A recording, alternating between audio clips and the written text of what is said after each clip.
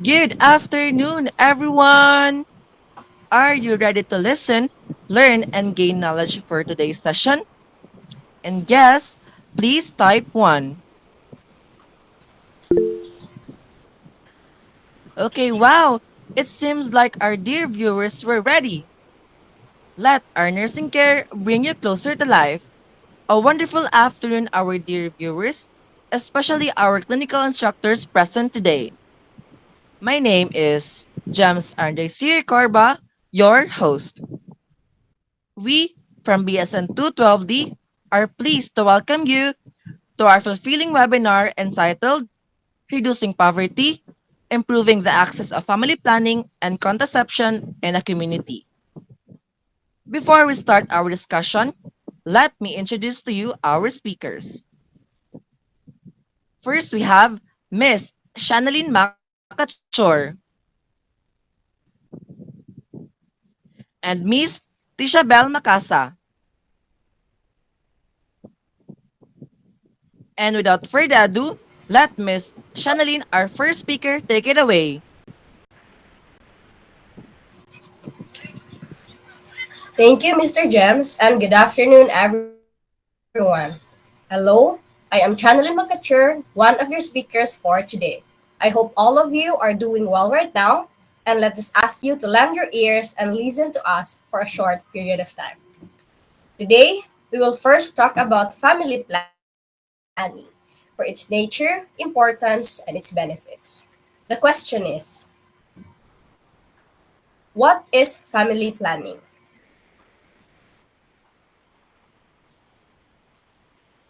Family planning is the voluntary and passive act of couples to plan and decide for the following. First, number of children a married couple wants. As you can plan the desired size of your family, the kind of schools you want your children to attend, and the kind of home you want your family to live in. It is a matter of deciding beforehand the children you want to have in order to give them the life that they deserve. As we know that they don't have a choice to be in this world. And indeed, it is a mere responsibility to give them the life that they deserve. According to World Health Organization, having smaller families allows parents to invest more in each child. Children with fewer siblings tend to stay in school longer than those with many siblings. Next is proper birth spacing of 3 to 5 years or limiting births, as you can devote adequate time to each family members because every second counts. And for you also to look upon your child, as this is not a race to do it. Proper birth spacing gives you a lot of time to bond and most importantly, gives you an opportunity to save for the future of your family. Lastly, the use of safe, effective, and reliable methods of family planning. Using safe, effective, and reliable methods of family planning is an effective way and is used to plan when people want to have children. This includes choosing when they want to begin having children, how far apart they want their children to be when they want to stop having children, and this is everybody's right under the United Nations Declaration of Human Rights. So we have some example of safe, effective, and reliable methods of family planning. We have the combined oral contraceptives or the most common one, which is the pill. Next, we have the implants, the intrauterine device, the male condoms, the male sterilization or vasectomy, standardized method or SDM, the calendar method or rhythm method, and lastly we have the withdrawal.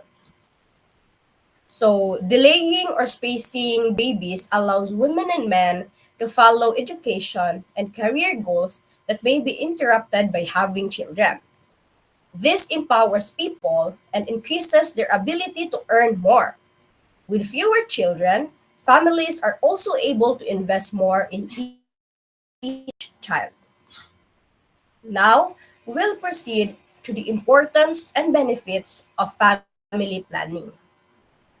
There are numerous importance and benefits of family planning. Some of the following are: we have the according to the Department of Health, one of the importance and its benefit is it enables the mother to regain her health after delivery, for a reason that it takes 2 to 3 years to fully recover her health after childbirth. Next, we have it prevents young mothers below 18 years old and old mothers over 35 years old from getting pregnant because it is dangerous for them to bear children at their ages. We have it enables the couple to provide their desired children a good time, a good education, and most especially a better future. It gives an opportunity to save for the future of the family. Next, healthy mothers produce healthy children.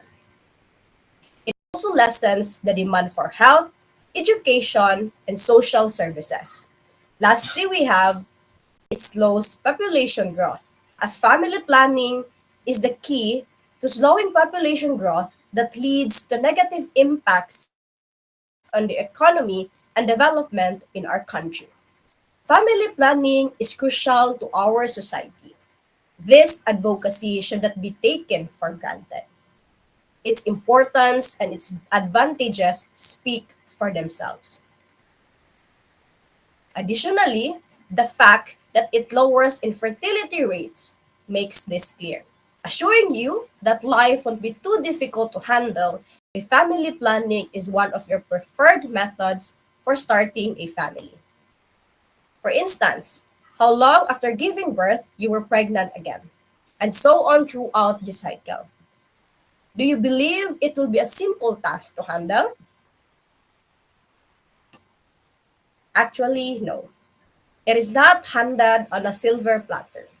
Life is truly amazing, but without careful planning or making the right choice, it won't be as simple as a piece of cake. The answer in this case is family planning, especially given how quickly the population is growing. It is never too late for all of us to engage in family planning. So, family planning does not refer to the pill or IUD or to any of the contraceptive methods alone. Rather, it refers to the concept of proper spacing of children and having only the number of children that the couple can take care of.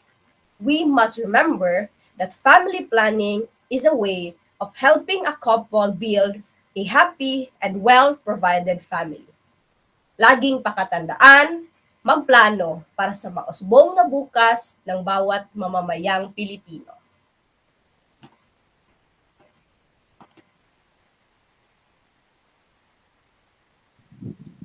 Thank you for the very informative discussion, Miss Shanneline. And yes, family planning is really important since it greatly helps our family's future. Let us all remember, as our speaker said, laging pakatandaan, magplano para sa mausbong na bukas sa bawat mamamayang Pilipino. Moving on to our second speaker, Miss Tisha Bell, you can now have the floor.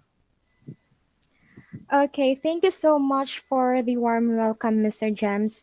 Once again, a pleasant afternoon, everyone, especially to our viewers who are our future health nurses and to our loving clinical instructors. And for my discussion, I will be tackling the importance of contraception and how it contributes to the reduction of poverty in the Philippines.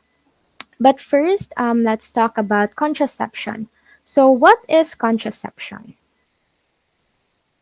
Well, contraception is defined as the intentional prevention of conception through the use of various devices, sexual practices, chemicals, drugs, or surgical procedures.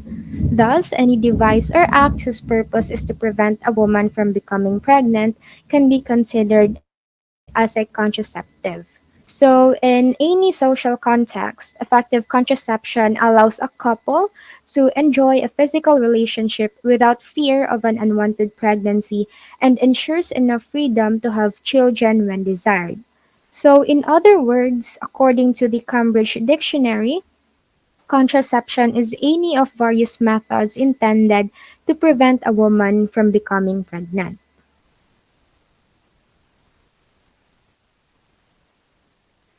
So, as stated by the World Health Organization or WHO, methods of contraception include oral contraceptive pills, implants, injectables, patches, vaginal rings, intrauterine devices, condoms, male and female sterilization, lactational amenorrhea methods, withdrawal and fertility awareness based methods.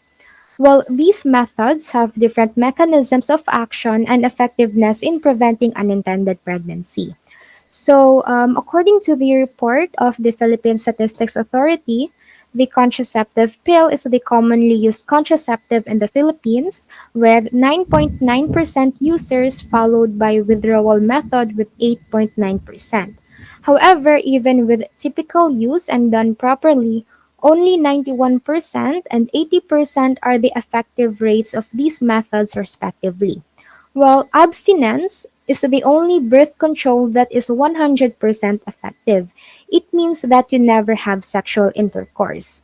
Practicing abstinence ensures that a woman won't become pregnant because there's no opportunity for sperm to fertilize an egg. So now, let's talk about the advantages of using contraception.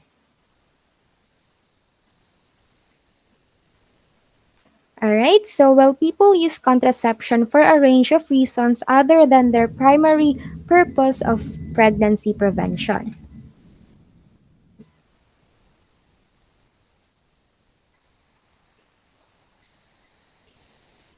Contraception reduces pregnancy-related morbidity and mortality, reduces the risk of developing certain reproductive cancers, and can be used to manage menstrual-related symptoms and disorders. It is also used in delaying pregnancies in young girls who are at increased risk of health problems from early childbearing and preventing pregnancies among older women who also face increased risk are important health benefits of family planning. So, by reducing rates of unintended pregnancies, contraception also reduces the need for unsafe abortion and reduces HIV transmissions from mothers to newborns. This can also benefit the education of girls and create opportunities for women to participate more fully in society. So now let's move on to the accessibility of contraception. Isang taon pa lang ako, nasundan na ni Toto. Grade 2, 8 taon pa lang, 4 na bata ang inaalagaan.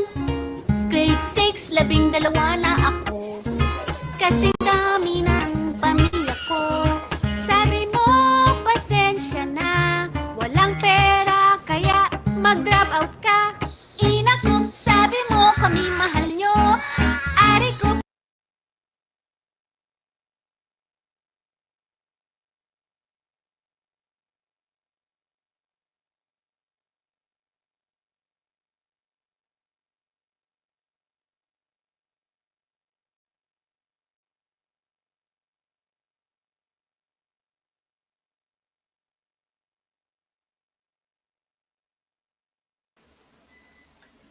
So now let's talk about the accessibility of contraception. While opportunities lost, barriers to increasing the use of effective contraception in the Philippines. While adolescent pregnancies are a global problem, they occur in high, middle, and low income countries. However, they are more likely to occur in marginalized families and communities. Several factors contribute to adolescent pregnancies and births, and one key factor is lack of access to and use of modern contraceptive methods. So, in the Philippines, there are many women who do not have access to contraception.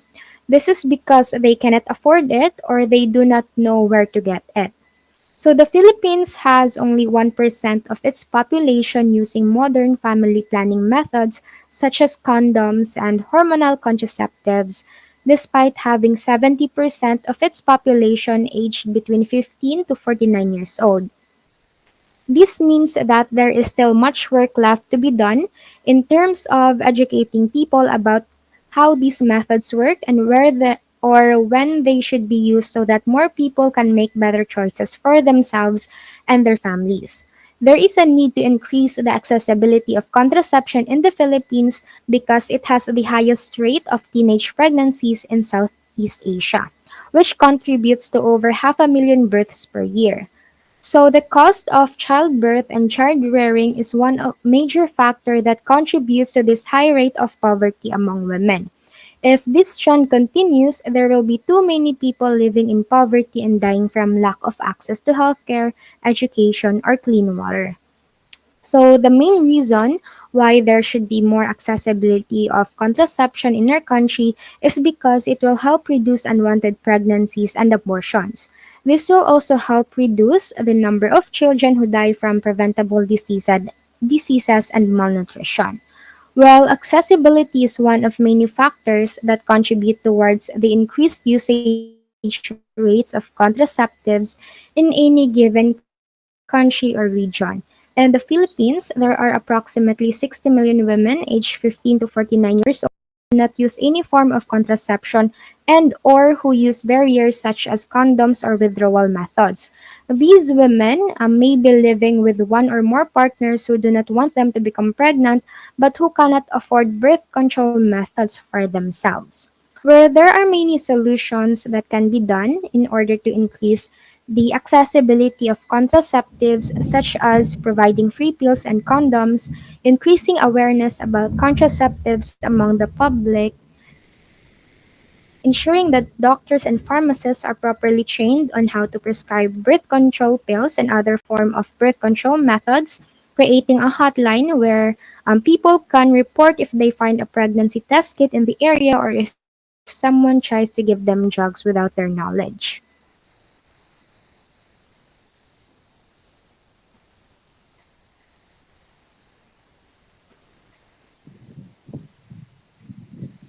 Wow! Thank you for the very informative discussion, Miss Tisha. And yes, contraception is really important since it greatly helps our family's future. Moving on, our speakers prepared a video that relates our topic. Maybe some of you are already familiar about this video because this has been advertised on national television before. This video teaches young generations, especially teen Filipinos, on how to control their family. It's very important here in the Philippines since because we have the biggest number of teen pregnancies. Also, it's not true that if you have many children, you have also a lot of help when you get older. So, family planning is a must. So now, let's watch the video. Isang taon pa lang ako, nasundan na ni Toto. Grade 2, 8 taon pa lang, 4 na bata ang inaalagaan. Grade 6, 12 na ako, kasing dami na ng pamilya ko.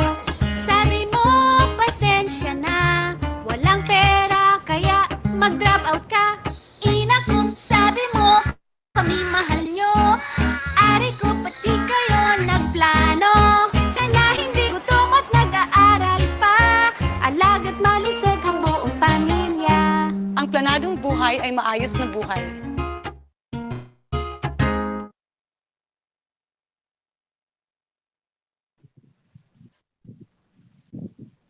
Thank you for watching the video. Once again, let's welcome our two lovely speakers. How are you feeling? Do you feel nervous or what? Well, thank you so much for asking, Mr. Gems. Actually, I don't feel any pressure right now. I really feel delighted because it is such a great pleasure to be included in this illuminating webinar, especially as a speaker.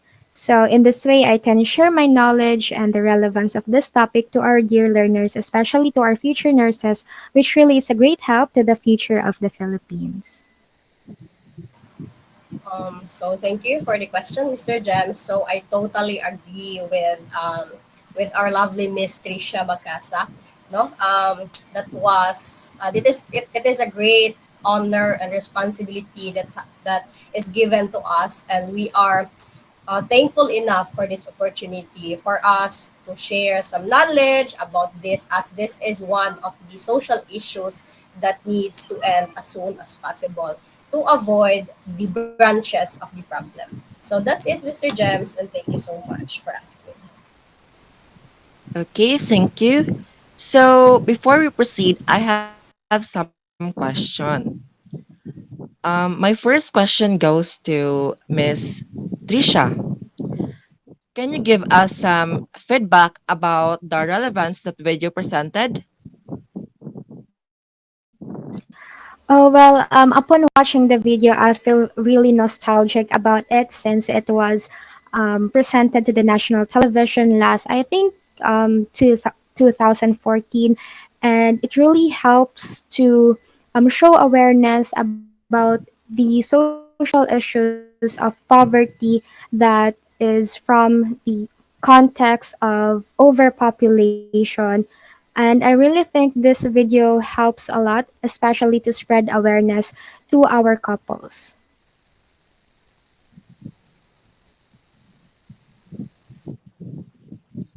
Okay, thank you, Miss Trisha. How about you, Miss Shanalyn? Can you give us some context about the video presented? Oh, the video, it's the commercial that despite the childish jingle, it has a factor of kirot sa puso, as they say. It is a public service announcement that tells the story of a 12-year-old girl who shared a sad story about her life and her family. Because of the growing number of her family, her parents' support is enough to feed them and provide their necessities, showing what's really happening nowadays with most Filipinos. The commercial basically talks about the disparity of pro-life and family planning. The concept of the TV or public announcement really shows the situation of Filipinos who are suffering because of the uncontrollable numbers of members in the family. The jingle is full of emotion, rather, as the little girl sings it with tears and sadness, even questioning her parents why is it happening to her life. It's really an effective commercial to remind Filipinos that they have to plan for the safety and benefit of their family. The jingle is also catchy, right? Even children memorize the lyrics as they continuously view it on TV or in the internet. It became viral and got comments and numerous critics showing that the TV ad was really an effective reminder to Filipinos.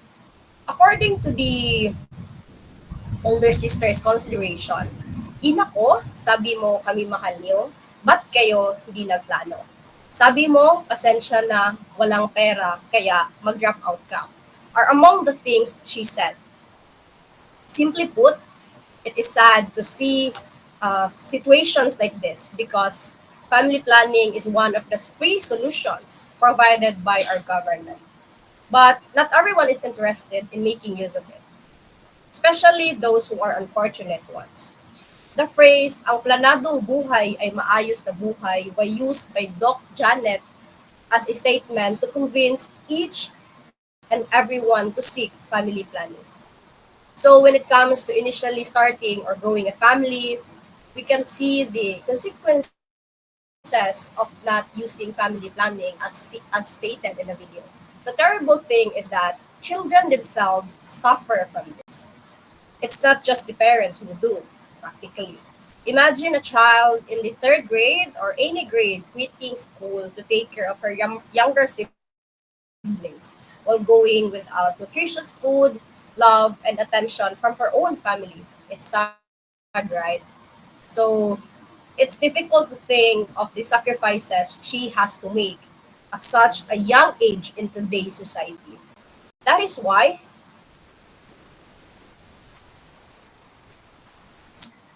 we cannot put an end to this social issue as many families don't consider this solution. We can see in the video that despite the social status they are facing in their life, the size of their family keeps on growing. It is sad. It is a sad sight to see that one or two among the children need to drop out just to attend the needs of the younger ones, and basically because of the poverty that the family faces. Poverty is still a major obstacle to the socio-economic development and the massive humanitarian problem. Poverty as the state of having insufficient money or assets to provide even the most basic requirements of life, mainly food and shelter. This definition, which is measured by income level, has been used through the years. Let's constantly keep in mind that if we can't build a home, we shouldn't do anything without first considering family planning. Magplano para sigurado. Okay, thank you so much, Miss Cha, for your thoughts. But I just wanted to add some context about the video presented. Well, of course, it is only logical that an increase in the world's population will cause additional strains on resources. More people means an increased demand for food, water, housing, energy, healthcare, transportation, and more. So, to explain it further, rapid population growth is likely to reduce per capita income growth and well being, which tends to increase poverty. Second, in densely populated poor nations with pressure on land, rapid population growth increases landlessness and hence the incidence of poverty. Finally, the adverse effects of rapid population growth on child health and possibly on education will likely to increase poverty in the next generation. So, family planning and contraception reduce poverty by keeping women who bear children in control of their fertility. Women who are not able to plan their pregnancies are more likely to leave school, to have children before they finish high school, and to not be able to move into higher education. So this can lead to cycle of poverty that is difficult to break out of. So in addition to that, to helping people plan their families, family planning and contraception also reduces the number of unintended pregnancies. Unintended pregnancies often result in unwanted births and births that are too early or too late in relation to the mother's due date. So this has a negative impact on both the mother herself and her child if it is born prematurely or at an inappropriate time for its development. In addition, there is a significant cost associated with caring for an infant or toddler born prematurely or at an inappropriate time for its development. So, in our recent case study just about a week ago, we had a family with 10 children. They live in a rural area with lack of access to healthcare services like family planning. So in this case, the children are the most affected by this because they would be neglected and won't receive proper care due to the family size. So this video really presented the marginalized area in the Philippines, especially the poor people with little to no access to contraception, but the knowledge of sex education is important as well. So the knowledge of the couple about this will determine and contribute to their future and development. I think that's all for my context.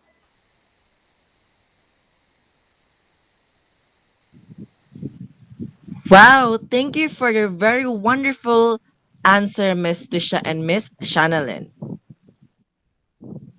So continue. May I call again our two lovely speakers?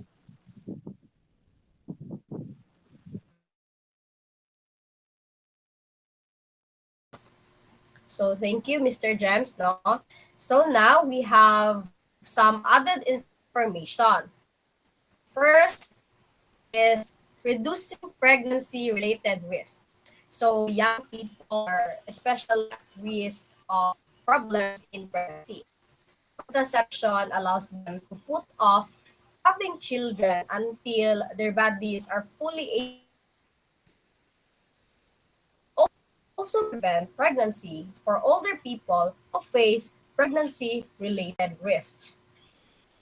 Contraceptive use reduces the need for abortion by preventing unwanted pregnancies. It therefore reduces cases of unsafe abortion, one which is one of the leading causes of maternal death worldwide. Furthermore, we have the reducing teenage pregnancies. Contraceptive use also reduces teenage pregnancies. For a developed country, New Zealand has a high adolescent fertility rate at 18.6 births per 1,000 people, aged in 15 to 19 in the year 2018. By using contraception, young people can prevent unwanted pregnancies that can have negative impacts on their relationships and ambitions. So, early pregnancy can also cause health problems for the baby. Babies born to teenagers are likely to be underweight before and at birth and are at higher risk rather of neonatal mortality, which is dying within the 28 days of birth. Well, thank you so much for that additional information, Miss Channeline. Contraception and family planning really gives a lot of benefits, especially in our current social issues, which is overpopulation and maternal and child mortality due to these unwanted pregnancies. Aside from reducing their pregnancy related risk and reducing teenage pregnancies, I just want to add an advantage of these concepts to population pressures. While contraceptive use slows population growth, this is important because overpopulation puts pressure on the environment, the economy, and services such as education and health. Also, pregnancy and childbirth carry risks of morbidity and mortality. Although the contraceptives that couple use to avoid pregnancy have their own health risk, they also have substantial non contraceptive health benefits. Information about these risks and benefits is necessary for informed decision making. Oral contraceptives, for example, not only prevent pregnancy, but they also reduce the risk of endometrial and ovarian cancer and protect against acute pelvic inflammatory disease and ectopic pregnancy. So, as I conclude, I would like to say a few more words about the impact of family planning and contraceptive access on poverty reduction. Well, family planning is an essential part of any program that seeks to improve the well being of women and girls. The United Nations Population Fund, or also known as UNFPA, estimates that nearly half of all pregnancies in developing countries are unintended, and this often results in poor health outcomes for women, such as higher rates of maternal death and children. So, in addition, many women delay having children until they are already in their 20s or 30s. This means that they have completed their schooling but still have little or no income, making them unable to provide basic needs for themselves and their families. While family planning also reduces the risk of poverty by reducing the number of children a woman has during her lifetime. It also helps her achieve a better standard of living over time by enabling her to focus on one child at a time instead of having to worry about supporting several children with limited resources. So, in sum, family planning is an important tool for educating or for reducing poverty because it helps women access an education, get jobs, build savings accounts, increase income through employment opportunities or wages earned from home based businesses, as well as reduce unwanted pregnancies by preventing unplanned pregnancies or abortions. That's all.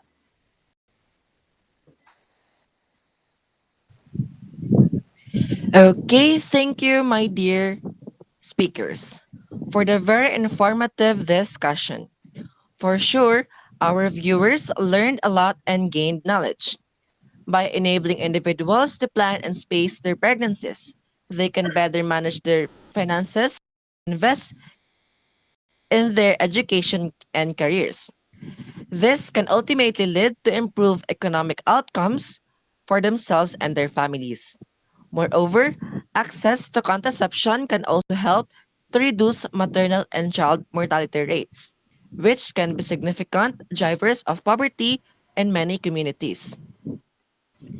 It is important to recognize the important linkages between contraception and poverty reduction and to work towards increasing access to these important resources for all individuals, regardless of their economic circumstances.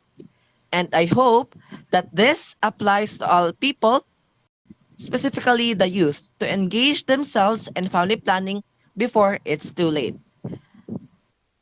As the speaker stated earlier, if we can't build a home, we shouldn't do anything without first considering family planning. Magplano para sigurado. Once again, I am James Andre Sir Corba, your host, and my two lovely speakers. Miss Channeline Macachor. And Trisha Balmacasa. Thank you for listening and hope you learned something. Let us all break the cycle of poverty and choose to plan. Hashtag break the cycle of poverty. Hashtag empower through family planning.